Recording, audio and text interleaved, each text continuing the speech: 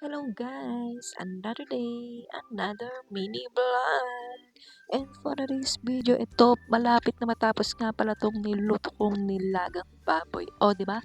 Tamang-tama to ngayon sa ating panahon dahil bukod sa napakalamig talaga ngayon, lalo na sa madaling araw. O, di ba? Relate ka?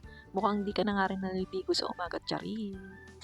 Ayan guys, ito ay masarap higupin ngayon. O, kita nyo naman.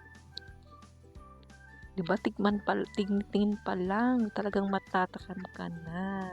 Yan, nilagyan ko na rin ng pechay Baguio at saka pechay para siyempre talagang masarap-sarap ang ating nilagang baboy. Ayan, oo kayo, ano mga niluto nyo diyan sa inyong mga bahay-bahay? Alam ko katulad namin at katulad ko ay talagang masarap humigop ngayon ng sabaw dahil sa ating panahon. 'Di ba January, parang ngayon pa lang magpapasko dahil dito sa ating nararamdaman na klima ngayon. Hindi mo alam kung babagyo o uulan o ano.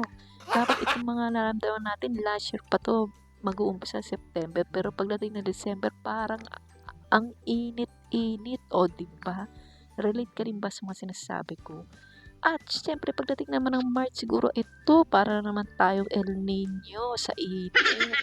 O ayan, hinahintay ko na lang pakuluin ng maigi. Tapos pagkatapos nito, pwede na itong iserve at kainin ng ating mga pamilya.